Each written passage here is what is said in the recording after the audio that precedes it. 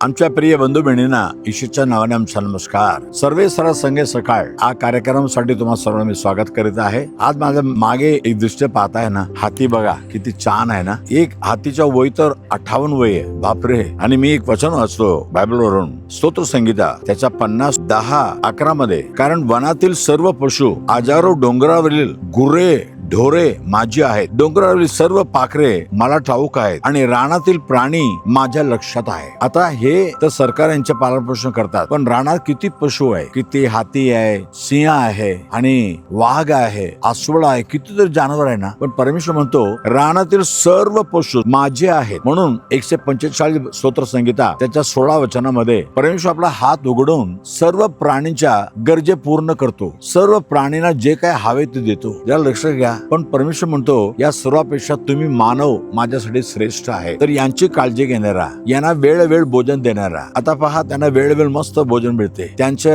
रक्षण करणारा, त्यांच्यावर लक्ष ठेवणारा असं लोक आहेत ना. पण रानातील पशूंना देवबापाचे लक्ष आहे, बघ माझ्या लक्षात आहे, ते मला ओळखतात, माझ्या लक्षात आहे. तर तुम्ही देवाच्या लक्षात नाही का असं काळजी करता, निष्कारण चिंता करता, माझ्या काय होणार, म्हणजे मुलाचं काय होणार, उद्याचं काय होणार, चिंता करून टाका. सर्वांची काळजी घेऊन सर्वांना आपला हात उघडून त्यांच्या गरज पूर्ण करणार परमेश्वर तुमच्या गरजा पूर्ण करणार. स्तोत्र संगीता 23:1 मध्ये दाऊद म्हणतो, देव माझा मेंढरपाळ आहे, मला काही उणे पडणार नाही. भक्त देवाला माना. ज्या देव या जगामध्ये येऊन तुमच्यासाठी माझ्यासाठी जीव दिला आणि आपलं रक्त वाहिला, ते येशू प्रभू तुमची काळजी घेणार नाही का? खरोखर घेणार. चला आपण प्रार्थना करूया. पवित्र देव बापा धन्यवाद. रानातील सर्व पशु माझे आहेत, माझ्या लक्षात आहे. हो प्रभू, हे जंगलातील पशु असू दे, घरातील पशु असू दे, सर्व तुझ्या लक्षात आहे प्रभू. मग आम्ही मानवाच्या बदल तुझे लक्ष नाही का प्रभू? माझ्याकडे कोण लक्ष लावत नाही, माझ्या कोण चिंता करतच नाही, माझ्या काळजी घेत नाही, माझे गरजे कसं पूर्ण होणार असं किती लोक चिंतामध्ये आहेत. पण आता त्यांची चिंता दूर कर प्रभू राजा. यांना पालनपोषण करणारे परमेश्वर या मानवाच्या पालनपोषण करणार. फक्त